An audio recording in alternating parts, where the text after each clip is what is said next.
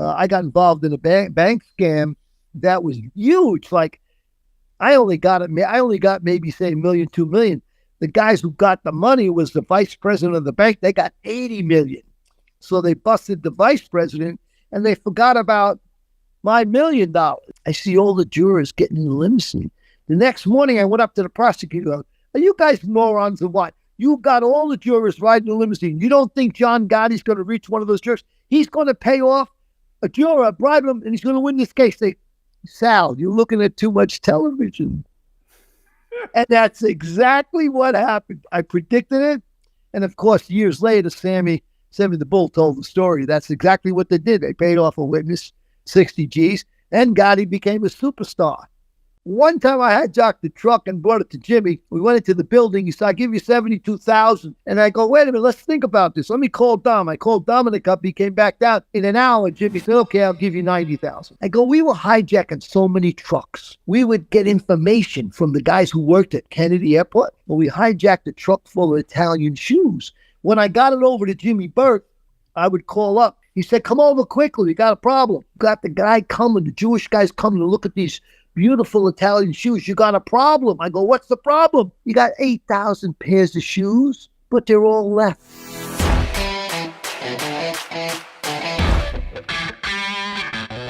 Hey, this is Matt Cox, and I'm going to be doing an interview with Salvatore Polisi and Adrian Martinez. It's going to be a super interesting interview. Adrian's going to be helping me out. He knows all about Sal, and so it's going to be about an hour interview. So I appreciate you guys watching. Check out the interview. So where were you? Where were you born? Was this in New York, New Jersey? Brooklyn, New York. And I had an Italian family. I had an uncle that was deeply entrenched in the mob.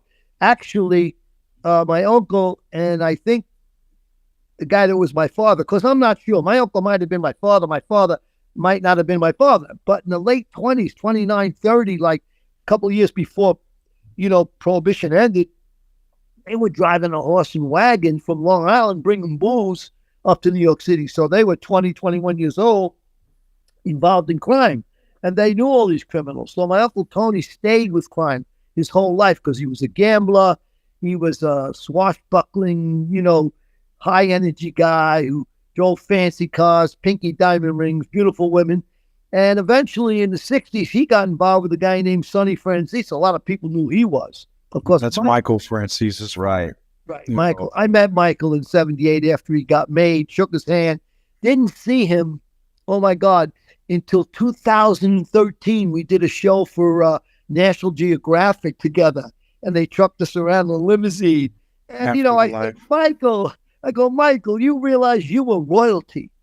I was in the street. You didn't have to do what I did. You didn't rob no banks. White collar crimes. Yeah. Michael was very smart, very shrewd. So, you never know who you're going to meet. And then 30, 40 years later, you meet him again or you read about him.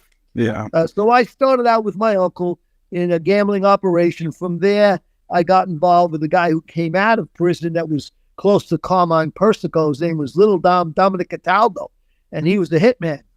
So the thing about Cataldo was his dad and my uncles and dad, they all knew each other in the 30s. So instantly, that's what gives you credibility, family. And I got involved with him, and he taught me the ropes. I mean, I used to watch him do hijackings. I wasn't allowed to go near the truck. I would just go to the building where they unloaded the truck. And when they unloaded the truck, I met a guy who I thought was really clever. And his name was Jimmy Burke, which was the same guy that De Niro played. And believe me, I love Jimmy Burke. He was smart. He was smarter than Scorsese painted him. He was slick. I mean, he was a gangster's gangster. He was a great guy. One time I hijacked the truck and brought it to Jimmy. We went into the building. He said, I'll give you $72,000. I don't remember. It was like South American coats, women's coats.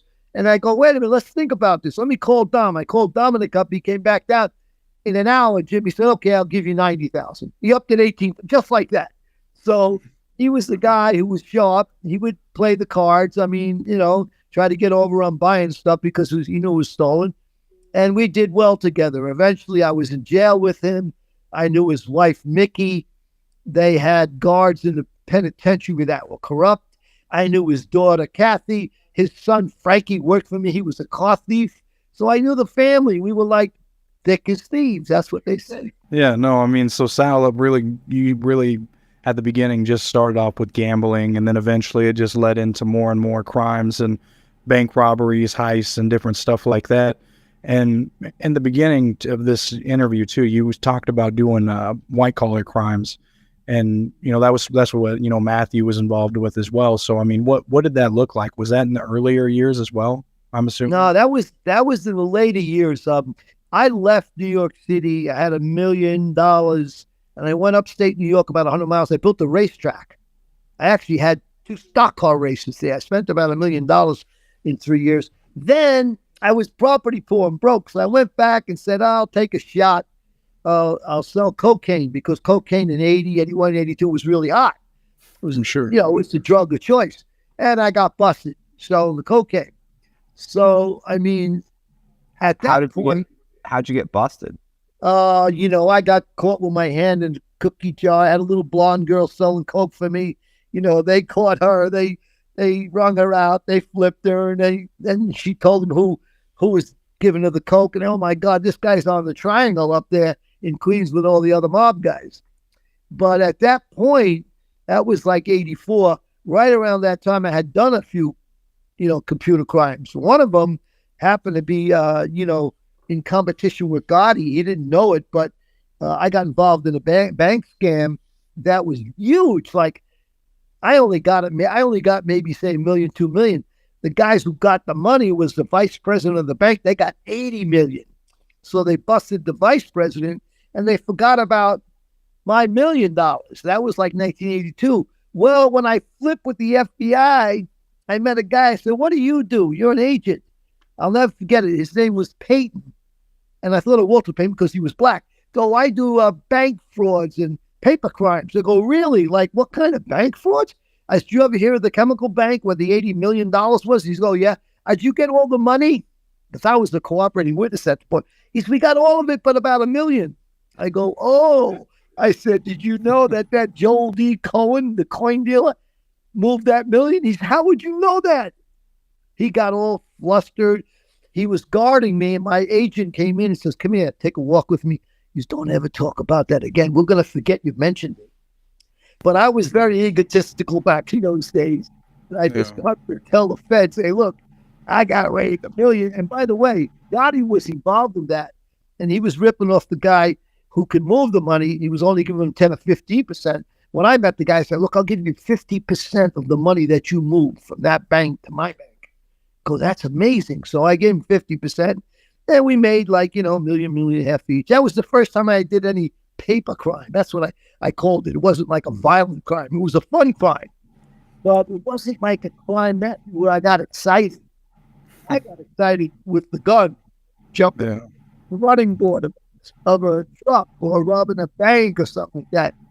I learned that you could make a lot of money in the 80s with the stock market and all that kind of stuff. But it didn't excite me.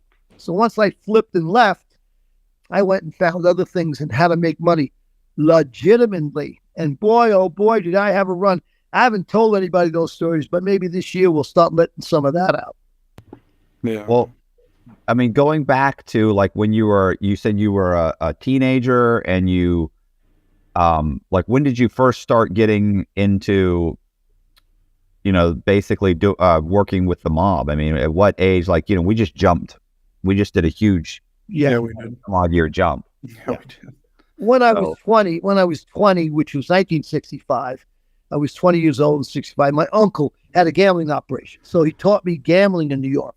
In those days, there was no lotto. There was no off-track betting, So the mob had like a license. You had bookmaking, and then you had loan sharking, and they had numbers.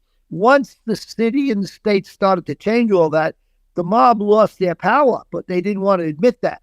So in my 20s, I got involved with my uncle, which led me to this guy, Cataldo, Dominic Cataldo. He was a professional killer, hitman, and he was a con. He was a con artist because he became a made guy on the Carmine Persico. So by the time I was 22, 23, I was under his wing, and I was spoken for. In those days, the boss would know This was after Joe Colombo got shot, which was 72.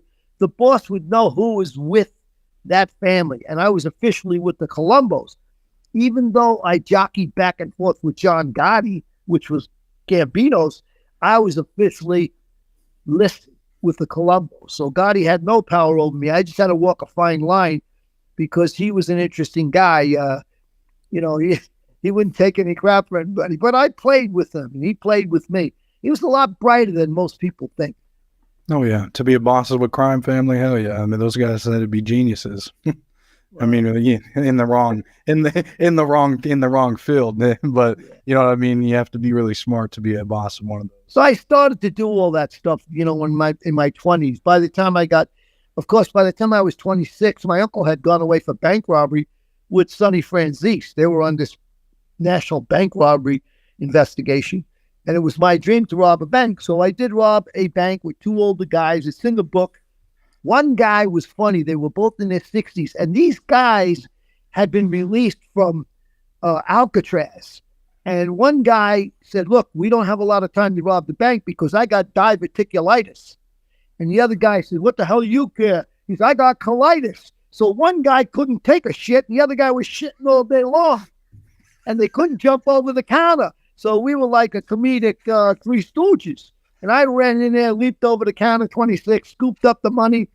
And I eventually learned a lot from them and moved on because, all they could do is hold guns on everybody in the bank. And, I wanted more than just 26,000. That was the first bank. After that, I hit them for 70, 80.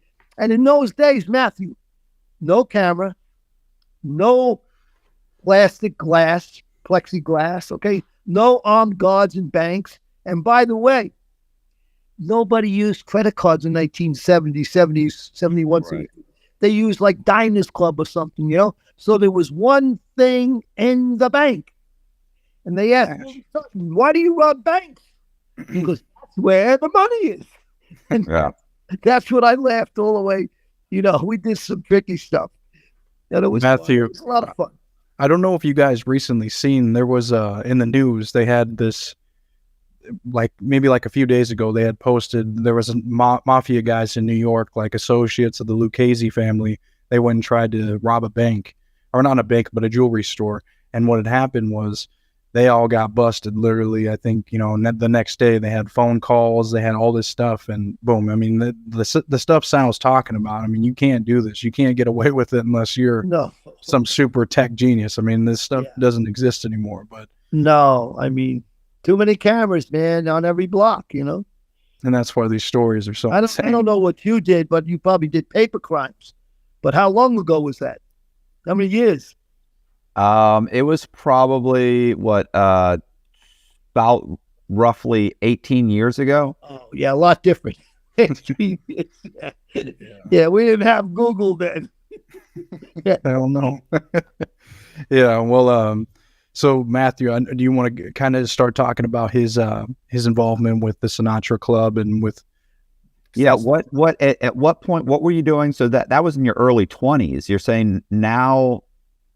When did you get involved in the Sinatra Club? Did you open the club or?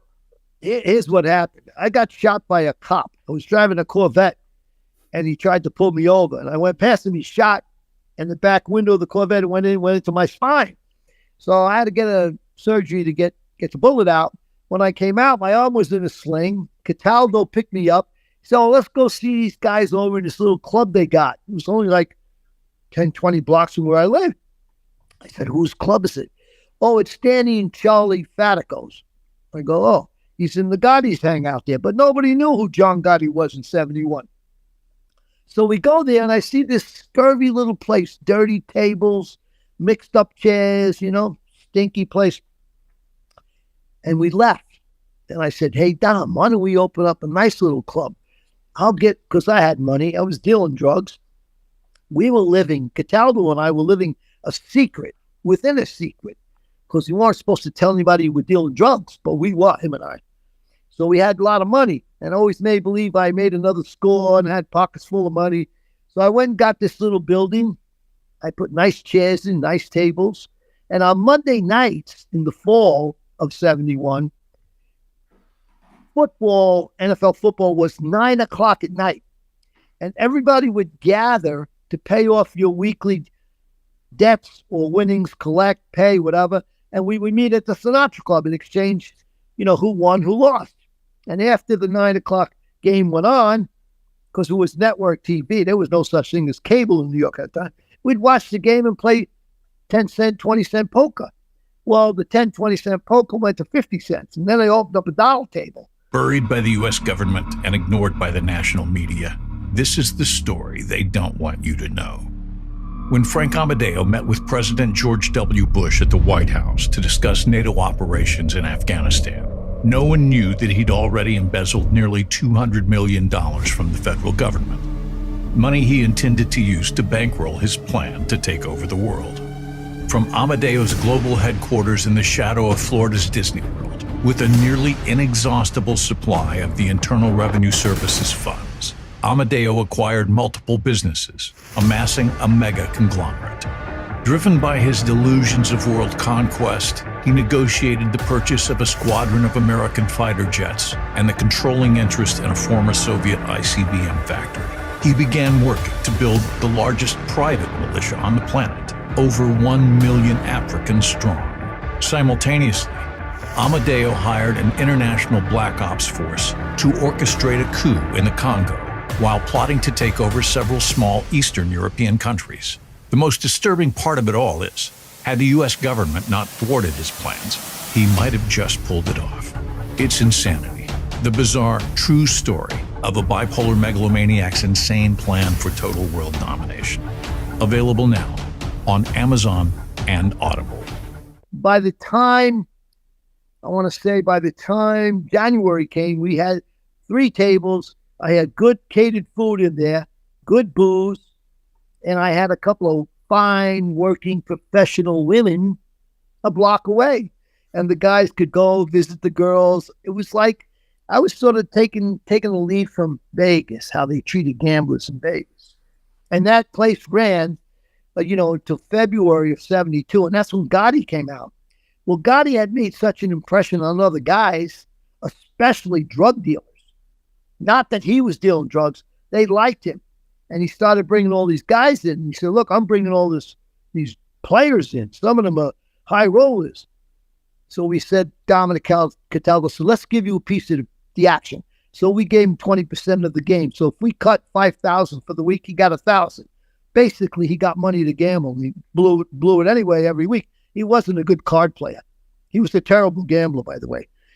In contrast to Jimmy Burke, who was a great gambler. Jimmy Burke should have been in Vegas. He could count every card. Brilliant guy. I love the guy. And he had a stone face, and it was hard to beat him. So Gotti, he wasn't a good gambler, but we had a lot of fun. And a lot of crime took place there. A meeting of all kinds of guys. I mean, guys that came in there. The famous informant Willie Boy Johnson sat at the table, who Gotti eventually had killed. I mean, he was giving information to the feds for like 20 years. We had all kinds of people there. It was really an interesting mix, and it was only a block and a half from where I lived. My Sinatra Club was on 87th Street. Gotti's club was on 100 and I think it was 108th Street. So he was like 15 blocks away. But the neighborhood had several clubs with different families having their club. But I had the classiest club. I had nice chairs, nice tables. And I called Italian restaurants, Chinese restaurants, and brought in catered food to feed the guys. Yeah. And Matthew, the whole premise of the Sinatra Club is that it was important because there was always these internal wars going on with all the 5 crime families in New York, or there's beefs between other factions and families and stuff like that. But they would always come to the Sinatra Club that Sal had opened up with his partner, Dominic Cataldo, and they would all get along there. They'd gamble, they'd set up certain different crimes, heists, whatever they wanted to do, and they'd just get along there. So, I mean, it was a neutral spot. It was a church. Yeah, sleep house. Yeah. Yeah. How did you come up with the Sinatra Club? Why? Oh, that's a great question. So we had this one guy there who was about 300 pounds. And we started to play for a couple hours. Then it started to get into, by the winter, we'd stay there 18, 20 hours. Well, this guy was about 300 pounds. and he never washed. He stunk. So I'd bring him a can of Right Guard, and he was a fat guy, and I called him Roundy. I go, Roundy, go in the bathroom, spray yourself. I know you can't miss a hand. You don't want to miss any hand. So eventually, his mother would call. We had a payphone in there, and called. I go, Roundy, it's your mother. Ma, what do you want? What do you want? She's, where are you? You haven't been home for 2 days. Where are you? And he looked over, and there was a jukebox that we had put in there. I had one of the guys steal the jukebox. It came from a Polish bar. I said, get rid of those, Buffett, or whoever it was, the Polish singers. And Sinatra had retired, so I'd go buy all these Sinatra records and stick it in there. And, the top would come up. You didn't have to pay. He looked over at the jukebox and said, Ma, I'm at the Sinatra Club. And that's where it came from. And we laughed. We said, yeah, it's a good name for this place, the Sinatra Club. 1972. And that Roundy, he was, what was it, Carmine Galante's nephew or something? Yeah, he was the wise guy's nephew, and he was the character. I mean, a lot of these guys got killed along the way after. I closed the Sinatra Club 74. I went to federal prison. So we had it for 3 years. But it was 3 years of like Disneyland, man. Disneyland for the mob. It was funny. It was a funny place. Every week there would be stolen merchandise, all kinds of things going on there. The only thing, we didn't allow any women in there. So they were down the block. Yeah. So, well, I was going to say, you just reminded me of something, and I wish I could remember his name. The guy, they call him the Chin. He used to walk around. Vincent the Chin. Yeah, crazy. Yeah. Crazy. Yeah. So one of the guys underneath him was my cellie. for like 2 months. He was called Lamb or somebody like that, or I forget. I forget his name. He had gone to prison for, well, first of all, he went to prison for like 3 or 4 years. Mm-hmm. And then just as he was about to get out, the feds re-indicted him on like tax evasion or something. Yeah. And so he went for another, he had to do another like 4 years. Yeah. I think he'd only been arrested one time. And I remember he was the coolest guy. Of course he's in, he's locked up. He's got, he's got somebody cooking for him. So right. 3 people are going to commissary. He's buying everything out of the kitchen. He's got money, but he's got nothing to do. So was Vincent Chiganti was his name, the Chin. Oh, okay. But this guy was. Yeah. Matthew's talking about someone that was a cellmate that was under Vincent. But right. I'm not sure. I can't believe I can't remember his name. He was the coolest guy. Prison, where were you? Which one? I was in Coleman Federal. This was in the Low, at the Coleman and the Low. Wow. And he'd just been re-indicted. Like he'd been re-indicted. Like he had maybe a year or 2 to go. Damn. Anyway, I always remember he said, but prior to this arrest, he said, I've only been arrested 1 time. Wow. And they dropped the charges. And I was like, wow. I said, really? I said, why'd they drop the charges? He said, this guy, I owned a construction company. And he said, one of the guys that owned the construction company, one of the guys that worked at the construction company had lent money. And one of the guys wasn't couldn't pay the money. And he said, oh, well, I forget the guy's name. Let's say it's John or Anthony. Let's say he goes, well, you just wait till Anthony finds out. He goes, and because the guy got scared and went to the feds and the state and got wired up. Oh, boy. He said, came back and said, well, what if I don't pay? What's Anthony going to do? He said, oh, listen, he said, you don't want to know what Anthony's going to do. And he went on, and he's going to do this. He's going to get your, break your fingers or do something. And so they went out and got an indictment, grabbed the guy that made the threat. So they've got all these guys. They've got the main guy who wore the wire. They have the guy that said Anthony's going to hurt him. And so they come and they surround this guy's house. And he wasn't even at the house. He said, I was at my girlfriend's house. He said, my wife calls me at my girlfriend's house and says, hey, the fucking house is surrounded. So He's all right, go out there. He's called a lawyer, tell him I'll turn myself in, Monday. So he said on Monday I turn myself in, I get right back out. And I said, so what happened? He said, he said they had dropped the charges like 4, 5, 6 months later. I said, why? And he goes, the guy that wore the wire. And I said, right. He said he had like an accident. Oh, and I went, Yeah. what do you mean an accident? And he goes, right. I said, what do you mean an accident? He said, I said, like he got hit by a car accident. He said, they found him in a they found him in a dumpster. Oh, And I said, well, was he a garbage man? I said, did he slip and fall in the compactor and ended up in the dumpster? Or he said, Matt, I like you. He said, but when you wear wires back then on people, he said, you tended to have accidents. yeah. Right. He said he had an accident. Right. They dropped the charges. Yeah. So then I got arrested like 20 years later. And he said, for this fucking thing. Yeah. Yeah. Yeah, no, they got their humor like Sal had said, like John Gotti and his brother Gene or one of them, just the same thing. I mean, they just moved on with life after doing something like that. And Yeah, John was extremely witty. He's a very witty guy. He was, and he was always ahead of everybody else. They would just, they'd follow him. And I mean, even the older guys who were made guys, they trusted him. They really trusted him completely, and they bought into his visions, which was, cool. He wasn't a drug dealer, but he was around all these drug dealers, and they all gave him money. But he was a gambler, a bad gambler. So he could lose a lot of money. And this guy could lose $50,000 or $100,000 on a weekend betting football games, Yeah, no kidding. I mean, Matthew, so you were bringing up some stories about prison and the commissary and everything.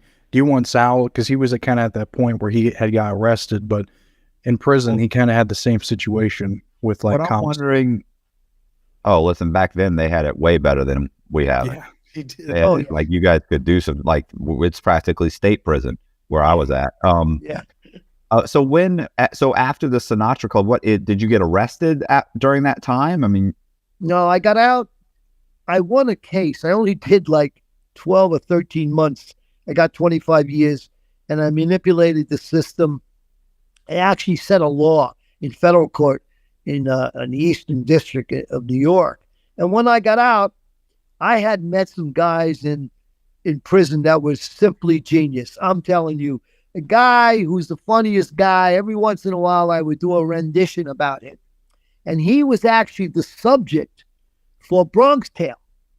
And his name was Fat Gigi Inglis, Louis Inglis. Big, heavy-set guy like this, like 300 pounds. And how I got his attention was I was in Lewisburg Penitentiary, but outside they had the farm. And a friend of mine, she had a brother-in-law that was on the farm. And so my wife would drive up with his wife, and I'd say, buy some Dunhill cigars. In those days, $3 or $4 was a lot of money for a cigar. It was like a, Cuban cigar. So Frankie outside the wall would come in for lunch, and he'd hand me 4 or 5 cigars. Well, I'd take this one cigar and go over and see Fat Gigi. This is a guy who made mega millions. He was part of the Purple Gang, okay? And he would sit outside. It was a nice day out. He'd turn the chair around, smoke the cigar. He'd be making love to the cigar. Like a cigar in prison was like, look, you're in prison, And he would tell me stories, amazing stories. I got some of them. It'd take me half an hour to tell a story. But what happened was my name was Lubats, which meant crazy in Italian. He goes, Lubats. He says, you're 28 years old. What are you going to do when you get out of here? Now, he had a Harlem accent, different from Brooklyn. When the Harlem guys from the Bronx talk, they spit. They go, hey, fucking Lubats, what are you going to do when you get out of here? Got this big belly, smoking a cigar, drooling, right? I go, I don't know. He's, but you hijack trucks, you banks. You got to give that up. You got to move ahead to what? You got to invest. Invest in what? In a spoon and a strainer. And you mix drugs. You couldn't get drugs for 5,000 an ounce. You can bring back 40,000. You could step on it 18 times. These guys were professional drug dealers. This guy was in the middle of Harlem. I mean, they dealt with Frank Lucas and the gang up there. So I said, oh, really? He says, well, who would I look for? He says, when you get out, don't worry, I'll set you up, Well, I thought about it. And once I found out my friend Foxy, my crime partner, was killed by the Tommy DeSimone guy, that was it. No more guns, no more robberies. I immediately went into drug business. Now, in 75, 76, it might not sound like a lot of money. I was making $25,000 a week cash. That sounds like a lot of money. That was a brand new Chevy was $3,500. A Lincoln was $8,000. A Porsche was $12,000. So $25,000 a week. I could buy a house every other week. But he was right. Fat Gigi was right. That's where the money was, the drugs. And it was heroin. And I learned the business. I mean, never got busted for heroin. Never. Right. But anyway, I was doing all kinds of things. Right. At a Corvette shop, I owned 11 Corvettes, a Porsche, 2 jewelry stores, a real estate business. Never got busted, never. So I did that for about, 5, 6, 7 years. And I wanted to get out of New York City. So I went and bought 100 acres upstate New York, and I built a racetrack. Spent about $1 million up there. But it wasn't meant for me to make money in the racetrack. In those days, nobody even knew what NASCAR was in 1980, 81. It was just starting to get on television. And, I was living. The thing I found out, you probably could identify with this, Matthew. You're making a lot of money illegally, and you're spending and spending and spending. Once you stop making the money, if you don't stop spending, you're going to go backwards quick. Right. The old expression was, yeah, I was dealing drugs, and then what happened? I started to eat like a bird and shit like an elephant. Everything's going out, nothing's coming in. So, yeah, you learned your lessons. It was an interesting life. I left New York. About that time, though, Gotti was making the move. And I was still around him. I still knew all those guys, And they were moving up. They were whacking out guys. He was already made, became a captain. By the time 84 came, it wasn't long before he had visions of taking over the whole family, which he did the following year in 85. By that time, I had already went into the program, testified against the judge. I was sitting in Texas. What happened with that? How did that come about? Well, I had this judge that I used to pay off in Queens. If I got arrested, I'd pay the judge off, he'd throw the case out. Or I went to another judge. We had judges that were taking money. We could do anything we wanted there in state court, not federal. Right. So I got busted, and I went to the feds. I said, look, because I could fix that case. It was a cocaine case in the state of New York. I'll fix this case, and I'll do it while you guys wire me up. I don't need you because I can beat this case. But I want out of New York. When kids were teenagers, I got to get them out of New York. And I did that undercover. He got busted. He went to jail. The judge, I went to the witness protection program, and the moron U.S. Marshals put me down in Texas. And they said, well, this is where you should be. You got to blend in. How the fuck is a New York guy going to blend in Texas? I felt like Cousin Vinny, in the South. So I had a hard time doing that. Both my kids were good athletes. And I was hanging out thinking I was done with the government. But once you learn that the government had a contract and it said I had to appear, in any trials, just about that time the year went by after Gotti killed Castellano, okay?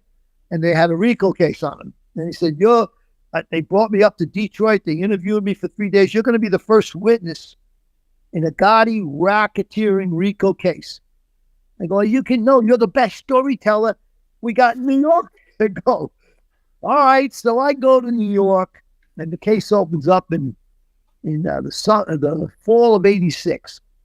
And I'm watching what's going on. I go downstairs secretly in the courthouse with two-way mirrors, and I see these 2 limousines back up in the garage. And I'm waiting for the van to take me out, hide me out in New Jersey. I see all the jurors getting in the limousine. The next morning, I went up to the prosecutor. Are you guys morons or what? You got all the jurors riding the limousine. You don't think John Gotti's going to reach one of those jurors? He's going to pay off a juror, bribe him, and he's going to win this case. They, Sal, you're looking at too much television. And that's exactly what happened. I predicted it. And of course, years later, Sammy the Bull told the story. That's exactly what they did. They paid off a witness, 60 G's, and Gotti became a superstar. Yeah, he did. He was a public figure. The public loved him. And, I mean, you know, and the mob loved him. And there I was down in Texas for the next few years, and I got involved in Hollywood quietly. I used a Jewish name. I started writing. I was good at it. I sold a couple of scripts. I worked with great writers. I had a lot of fun, you know. I split with the first wife, got a young gal, got her, got a daughter, got a new son. And I was inventing toys and doing all kinds of legal stuff. I didn't do anything legal after they gave me a new name. Never again. Never again. And had fun. What was the new name? I don't tell anybody that name. No. How long? So how long did you go under that name? Well, I went under that name for years until I started doing some interviews and using my real name, Sal Polisi. So I would go, you know, use my real name in Hollywood. I got involved with really cool actors. I mean, I was friends with Ernest Borgnine before he died. I mean, I met a lot of cool people. I got a lot of respect there because they said this guy is the real Chili Palmer. If you remember the Get Jordy, yeah. Yeah. They said he's coming to our party. Meet this guy. He's the real Chili Palmer. And that's what they called me. Chili. It was funny. Just goofy stuff happened. And I had a big personality, so I had fun. You know, I made mistakes in that business. I wrote the scripts in Hot for Club. A guy got a hold of it, and I went to a party, and he says, "Give me this script. I'll give you $250,000. You wrote this as a drama. It's not a drama." I go, "What do you mean?" "You're a funny guy. This could be funnier than My Blue Heaven." And he had won the Academy Award for The Sting. Okay. "Give me this script. Give me." And the wife I was with at that time said, "No, I don't give it to him. $250 is nothing. We can get rich." I didn't give him the script. And then we waited years, and we wound up making the movie Sinatra Club for peanuts. And it didn't come out the way it should have came out. So I made mistakes. I turned down David Chase. I met David Chase 2 years before The Sopranos aired. I sat with him and told him a bunch of stories. It's come work for us. You could be a technical advisor. And I met the two people that were writing for him. They started with nothing. They made good money. And then recently they got very, very rich. They created Blue Bloods, husband and wife, the Tom Selleck thing. You're right. Yeah, they got rich. Nice people. Nice people, that were real pro writers. But I didn't want to be working for somebody else. I want to do it myself. Hollywood's a crazy place. But I had a lot of fun. I learned the business, got involved with some production companies, got involved with some directors. And eventually I got the money to make the Sinatra Club, which was no money. It's like $1 million. That was nothing. Nowadays, Tom Cruise uses $2 million to eat. I mean, Yeah. I mean, it was kind of interesting in his situation too, Matthews, because with the Sinatra Club, he had made the movie and then wrote the book about it. And usually it's vice versa. Yeah, the movie got me a book deal. Yeah, I was gonna say it's well, one, it's funny because you mentioned Ernest Borgnine. I actually just watched Escape from New York a few days ago. Yeah. But the other thing is, I was gonna say that it's funny how many guys that are involved in crime, go to prison, get out, and then get involved in the movie business. Hollywood, yeah. I met a guy who was the Cuban guy. He came in to read for us for Sinatra Club, a little part. Yeah, like 2 lines, big, heavy set guy. And he came in, he said, "Do I have to read the sides? When you're casting, you give them a piece of paper, a couple of lines, they read." I said, "No, what's your name?" He said, "Joey." "Do what you want." He said, "Let me do my stick." The guy was amazing. Nobody knew him 14 years ago. It's Joey Diaz. Comedian, yeah. And we've been friends for years. He calls me, invites me to his shows. Joey is a cool guy. He's and if you ever saw his show, you'll laugh your ass off. But I did a appearance with him at the Pasadena Ice House. I couldn't believe how fast he is. I mean, he was like Robin Williams fast. Amazing, quickly, interacting with the audience. He brought me up. I gave him a book. And I had just got the book out, signed it. And he goes, "Hey, come on, you guys, stop buying." I see the woman over there. I get off. She says, "Hey, I just bought your book online." It was like, oh my God, I'm selling books in a comedy club, But he's a great guy. We've been friends forever. He'll probably come on our show. I just like the guy. He's a for real guy, because he grew up with Italians. He's really a Cuban guy. He plays a good Italian. I was gonna say there's tons of like TikTok clips of him and Joe Rogan, and every time I watch him, he's he's hilarious. He's hilarious. Yeah, I met him, in 8 or 9. We did a movie in 9, 10. And then I only lived four blocks from him, and he had a show back then called Beauty and the Beast or something. And he would call me, would have coffee. He says, "Hey, you know what? I think my girl's going to have a baby." I go, "Really?" And so he had a daughter. And then last week I talked to him. I go, "Hey, where are you? In Staten Island?" "Yeah." "What is your daughter doing?" "Playing softball. She's 10. I go, "Oh my God, where'd those 10 years go?" I mean, he's back in New York, and he's just a nice guy who's very, very creative. He's really a great guy on stage. Did you ever see him on stage? No. Yeah. I mean, I'm in Tampa, Florida. I'm not sure he gets to Tampa, Florida very much. He's all over the country. Yeah. He's all over. Yeah. If he did, I would. That's for damn sure. Yeah. Nice guy, though. He just never forgot. I said, "Hey, you got to have that part, man." I gave him a little part. And then he did a movie with De Niro. He started getting some movie roles, And you don't forget people when you meet them. He's a good guy. Yeah. He, so how long, so so you only lived under the, Witness protection name? witness protection for what, 5 or 6 years? Oh, no. I got the name in 85, and then I split with my first wife, 87, met this young gal. I was with her 19 years, so I did 19 years with that new name. Oh. So I would be in the Bay Area with the new name, go to L.A. and use the old name, make believe I'm Chili Palmer, drive down to L.A. But I think good people. I mean, one of my best friends wrote Sandlot, and the guy's an amazing writer. So he liked me. We became friends. And I always got jobs. "Hey, come on, I'll give you a couple $1,000 a week. Come up to Vancouver. We're going to shoot Sandlot 2. And I know the guy for 20 years. We were just friends. You meet people, you strike up a friendship. You don't play any games with them. It's interesting because, Hollywood, the mob will kill you with a gun. Hollywood, they'll beat you to death with a pencil. I mean, they're really off. Yeah. I mean, overall, though, everything that, we talked about today, it's a whole different era. So when people think about all these stories and stuff, I mean, you got to keep in mind, like you said, Google didn't exist, cameras and all that kind of crap. So that's why he was able to do this kind of stuff. I mean, Sal's turned his life around. I mean, he's not in that, doesn't have that same mindset. He never did any crime after. I didn't see this stuff, Matthew, as valuable podcast. About 12 or 13 years ago, a guy came to me. He was a big radio producer. He said, "I heard that you changed your ways in life and you used to be a bigot and a racist and all this stuff." I go, "Oh, yeah. My 2 kids, growing up, I taught them the right thing. I never used any, racist comments and stuff. We want," and he says, "You were once homophobic." I go, "Yeah, it was a lot of things. I was taught this crap." Right. I said, "But I did a speaking engagement at a editing house. It was about 100 people changing their careers to become editors. And I talked about change, like massive change. And this radio producer said, "I want you to go on a show with this woman. I talked to her about you." I go, "Yeah? Who is it?" And it turns out that she was, I always forget her name. She won Academy Award. She's a singer.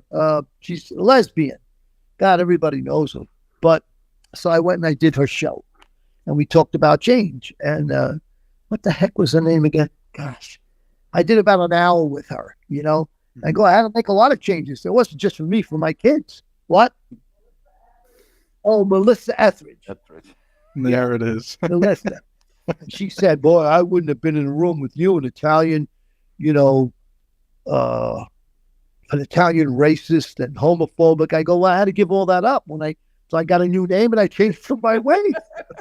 Can I come to your house for spaghetti?" She said, But, you never know who you're going to meet in the life in Hollywood and stuff. I made a lot of good friends. Unfortunately, I was too old when I got there. I mean, I should have been there at 25. No, I got there at 50, But I got some stuff done. We had fun. I still got energy. And I got 1,000 stories, legitimate ones and illegitimate, What are you going to do? Matthew B. Cox is a con man, incarcerated in the Federal Bureau of Prisons for a variety of bank fraud-related scams. Despite not having a drug problem, Cox inexplicably ends up in the prison's residential drug abuse program, known as RDAP, a drug program in name only.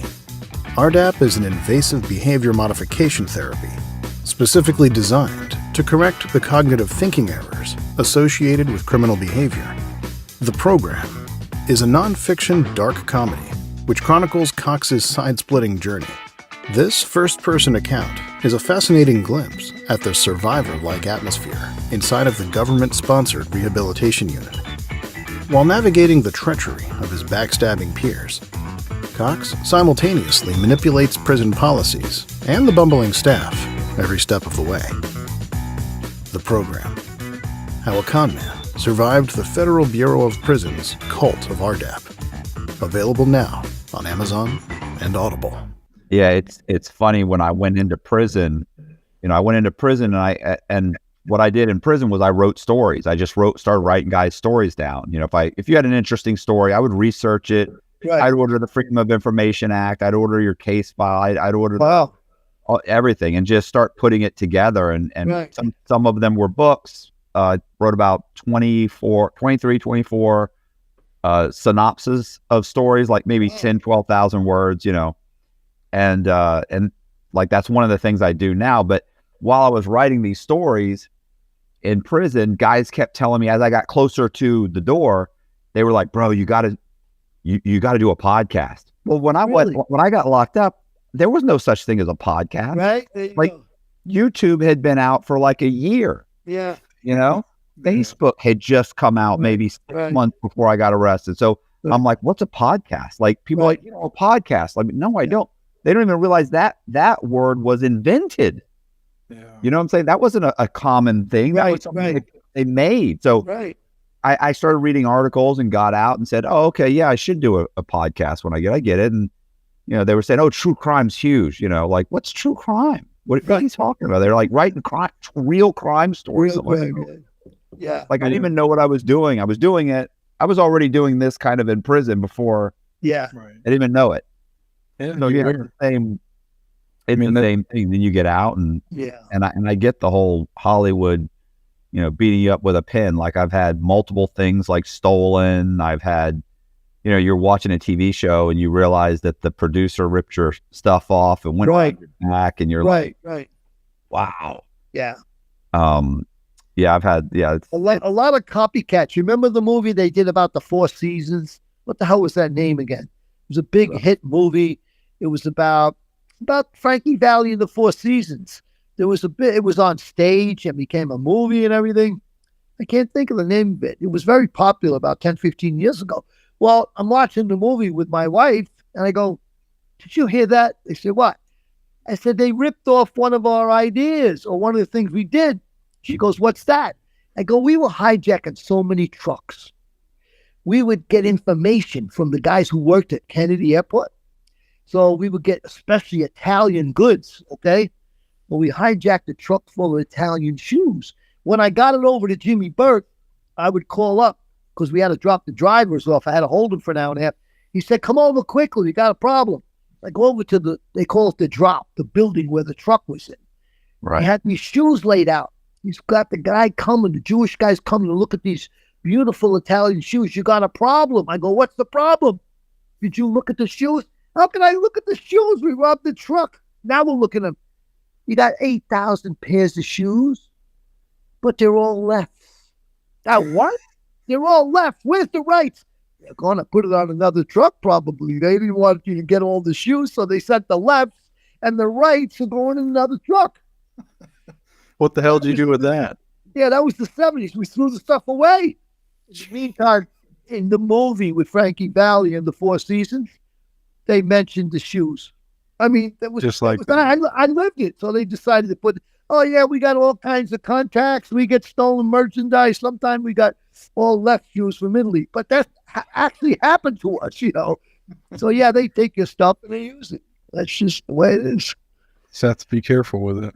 Yeah, I was like I always say, look, I'd rather deal with guys in and rather deal with guys in prison than guys in Hollywood. At least Exactly. in prison, if something goes wrong, it could go wrong for the person, fucking you over. Yeah. You know what I'm saying? In Hollywood, they just, oh well, that just happened. Right.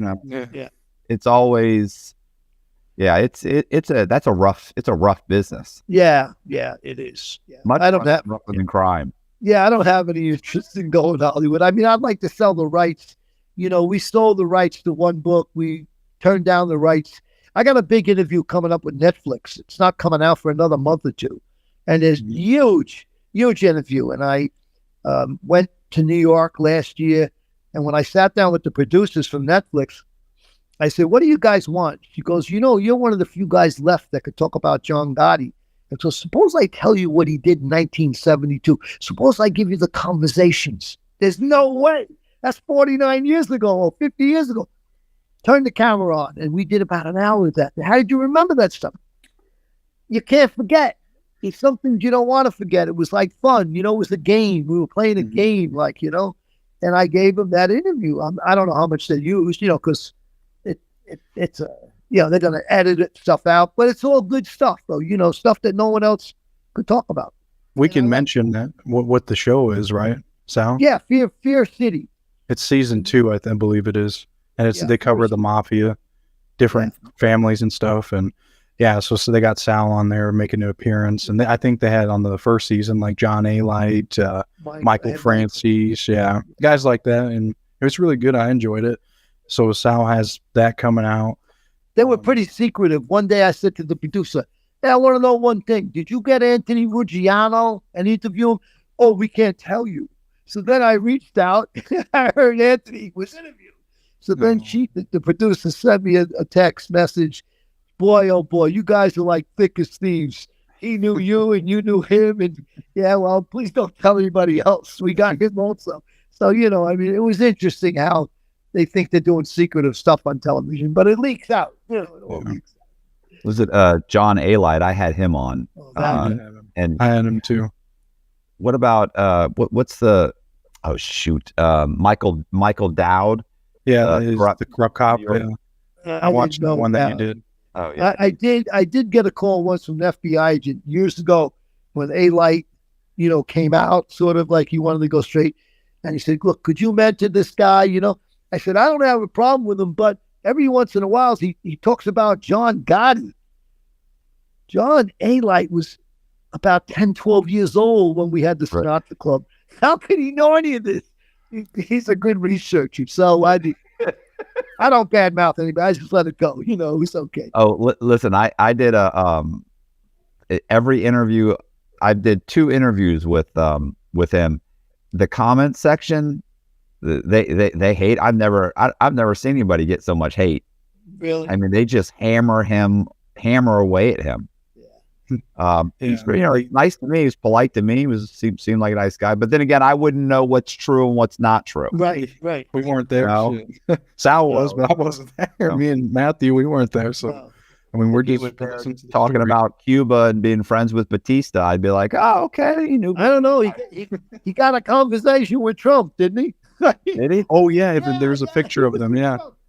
Him and Trump took a picture together, and then Trump also took one with Joey Merlino, the alleged boss of the Philadelphia. I was in prison with Joey Merlino. Well, what? Really? Yeah, I had lunch with him a couple of times, and quiet, nice guy, kept to himself. Yeah. Well, I mean, seemed like a nice guy, I do like to talk about the guys that I met in Lewisburg. I'm going to do a presentation for Adrian because I think it's really a stage play. It's so good because all the guys were there. They ran the prison. And if you remember in Goodfellas, when Paulie was slicing the garlic, I was in that room. But the guys that were there were old school. Oh God, they were old school. How did I know I was going to play chess with Chicken Phil Testa, who later Lost was to the Philly. blown up in Philadelphia, and then what's his name did a song on him. What the hell's his name? I can't recall. Atlantic City album. Mhm. Did a song, the famous singer, So who would know that in Lewisburg that year there was a dozen guys that movies were going to be done about, like Frank Lucas, Right. gangster, And it was just interesting that at the time, those people, nobody knew who they were and where they were going. Henry was in prison with me. I mean, I used to laugh at Henry. Henry's assignment was to steal meat out of the butcher shop, to bring it to Paulie. I mean, it was just a way of life. And there was no telephones in prison that year. They didn't get there till 75. And the most exciting 3 days of my prison time was on the 8th of August when Nixon got up and resigned. And he said, I'm not a crook. We all ran around the prison block looking at each other like, I'm Spartacus, I'm Spartacus, I'm Spartacus, I'm not a crook. And we laughed because we knew he was a crook. I mean, that stuff filtered down. Then 2 days later, there was an escape in Lewisburg. It was the first escape ever. And there was a guy there who skyjacked an airplane. They thought he was D.B. Cooper. And he later went to North Carolina and the feds killed him. He was a bank robber and everything. So it was pretty exciting being there, looking at all the stuff that was going on and all the guys that were there. I mean, there was legendary guys from what they called the Purple Gang from Harlem. I mean, you had every group you can imagine from New York because it was the beginning of drug sentences, like big time, 10 years, 20 years. Fat Gigi Inglis. I said, Gigi, you don't talk about your time. No, nobody could fucking talk about my time. I'm doing 56 fucking years. I don't want to hear about a guy who's doing 5 years.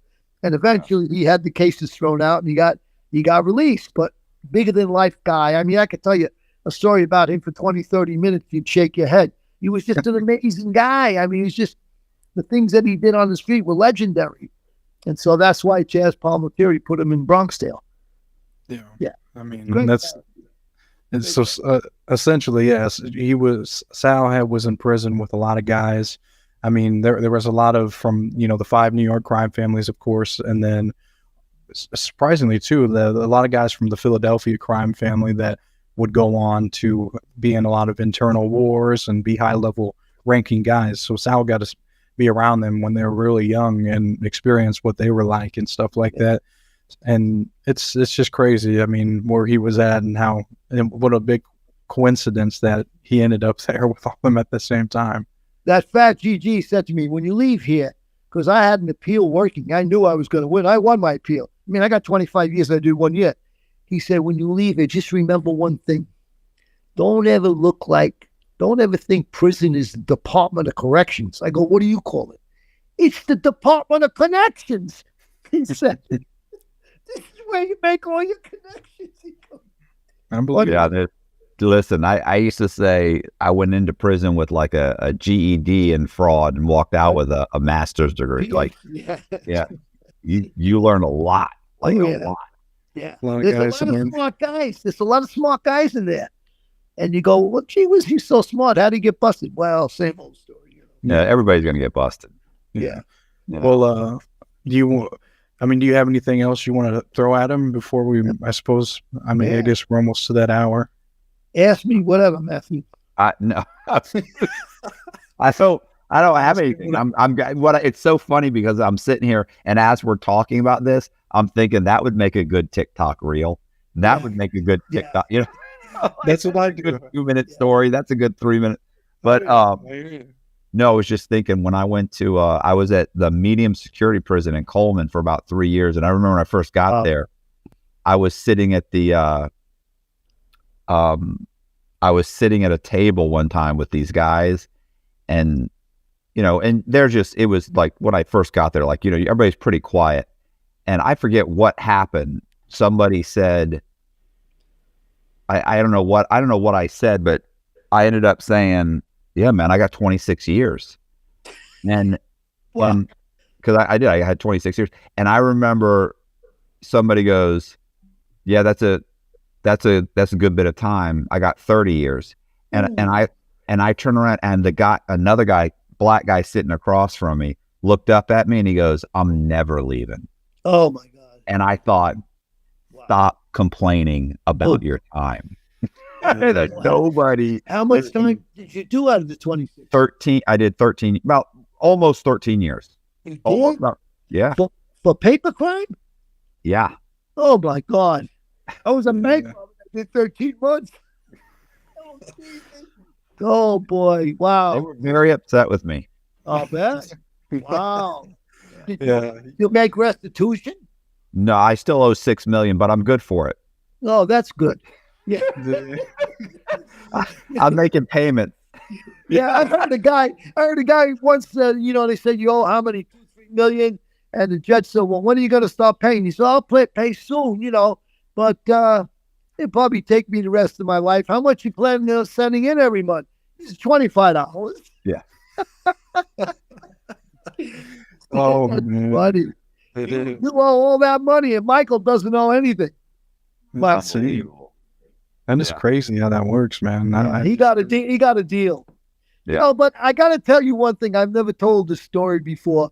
Because the mob, prison life, criminals, you got the good, the bad, the ugly, And I had 2 kids who I loved, and I never once struck them. 2 kids who grew up to be football players, And I had this stockbroker in the 70s. He would come over on Wednesday night because I had bogus names in the stock market. I'd give him 10,000, 20,000, 30,000. I was the junkie because I played puts and calls. I was gambling with the stock market because I thought it was sophisticated. I thought I was cool. He would come over on Wednesday. My first wife would make a nice Italian dinner, and he'd be there at 6. We'd eat at 6:37. He'd stay an hour or so, give me the envelope of money, and that would be that. So it was probably in the fall. I remember this. And my kid was 10 years old, my oldest son. I said to my wife, where's Sal Jr.? She said, I don't know. So came time for dinner. We got to eat dinner. Jim is here. Let's have dinner. So we had dinner. He comes in. He's 10 years old. Like 2 hours later. Filthy, dirty. Do you know anything about New York? Nothing. You know anything about New York? Have you ever heard of Coney Island? Yeah. Okay, that's where they have the hot dog contest. I go, what were you doing? He said, I was helping my friend Joey. His father was cleaning the garage. I go, Joey's the Beal? And his father was cleaning the garage. He says, yeah, he was cleaning the garage. I said, come here. I slapped him in the face like that. I said, you lying little shit. You weren't by Joey's house. How do you know, Dad? They found Joey last year in the back seat of a car with 2 bullets in his head. Damn. Now tell the truth, where were you? I went to Coney Island. I was riding the Ferris wheel. So that was in 78. I got to tell you, like years later, I bought him a brand new Trans Am. He went to college. He played college football. And one day he disappeared. I called him up. I go, where were you? Dad, I was at Joey's house. Don't ask. That's one of the funny stories about being an Italian father, but I never struck the kids, just one slap. And I said, don't ever lie again. He never lied to me again. That's all it took. Joey's father. Yeah. I said, not only that, but Joey's father was whacked. And guess what? Joey's uncle, they found him in the backseat of the car. He was whacked. The whole family got whacked out. They were doing bad things. I'm so sorry to hear you did 13 years. Oh my God. I'm embarrassed. Fine. I try to, listen, the problem is I started off and I was complaining, right? I got 12 years knocked off my sentence. So technically I'm supposed to be in prison right now. My out date was 2030. That didn't have to happen. I was lucky. I'm glad. I mean, I did everything I could to get those off. Yeah. But, the truth is, I think, I don't think I deserve to go to prison. I don't think I probably deserve 10 years, but not that. That's too much time. But it's not, with game time, maybe I would have done 5 or 6. But the bottom line is that, like you don't get to make that choice. Like it's not up to me. And the other thing is that, honestly, for every time I start to bitch about it, I think about some black kid who brought a gun to a $10 crack sale and is doing 30 years. Right. because of some fucking stupid law, or somebody who was selling drugs to people that wanted the drugs, and they had a little bit too much, and they got some 20-year minimum mandatory, and Right. you know what I'm saying? Like, there's so many unfair sentences. I try not to bitch about it, and listen, I made the best of it. Yeah. It's just like you, like, you know, look, what would have been a good life? You know, getting a job at a regular job and raising a family and being a soccer dad, and that's like the right thing. Sometimes I think, well, I wish that's what I'd done. Like, it just didn't work out like that. Right. I have different memories. Yeah. You know? But I have compassion. And after January, I told Adrian, we've got to start talking about criminal justice reform. And anytime you want to do a program, get another person, an attorney or somebody, I would love to talk about that, because we are so in need of criminal justice reform. Years ago, when you went in, they had mandatory sentencing. They took away the judge's power, and that always bothered me. Yeah. Well, it leaves no room for doubt. It leaves no room to say, hey, there are extenuating circumstances here. Like, sometimes you don't have a choice. You know, you're born into a criminal, basically a family, but a criminal organization, and you were never given a choice but to do anything else. So, you know, I don't know. There's just no good answer. But I'll tell you what's not a solution is spending $11,000 to educate a student a year and spending $30,000 to house somebody when you know that people with education don't commit as much crime as people without an education. Exactly. Why wouldn't you just say, hey, every one probation officer can watch 25 guys. So why wouldn't you just let these guys out? Why do you even have a camp? They have out custody. You could put them on ankle monitors. You could, with today's technology, you could monitor where all these guys are. You could have red zones. They can drop the course. I mean, like, what are you doing? Like, it's doing nothing but getting votes. It's all about votes. And it's big business. Yeah. Money. 20 and 30-year sentences for filling out some paperwork. Right. Like, that's ridiculous. And some of these sentences are just fucking outrageous. And they don't change anything. Does it reduce crime? Well, we're going to have to think about doing something. And education is the answer, Matthew, like you said. If you can educate these people. You know, I always said to an FBI friend of mine, why don't we go in there and show them how much technology and DNA is available and say, don't commit crime. You have no chance. Educate them. They say, oh my God, I'll be caught in 5 minutes. You listen, I used to always say, you know what they ought to do? They ought to teach a class in every high school or middle school on the federal sentencing guidelines. Oh my God. And let kids know that they're like, wait a minute, I've just been selling dime bags. No, you sold 30 pounds of pot. Right. Because you add all of that up, and they'll call it ghost dope, and you got caught with 30 pounds of pot. Now you're going to do 5 years. They'd go, 5 years. Yeah. How am I going to do? No, I just sound little 20, 30. No, it's not how it works. Yeah. Like, you start telling them how it works, and they'll go nuts. Yeah. They'll be like, oh no, don't. You said it. Education's the end. Yeah. That is true. That would be a smart. Guys will call me and say, you know, hey bro, like I'll give you $5,000 if you'll just tell me how this works. I'm like, I'm already on the conspiracy. No. I'm already on the indictment. Right.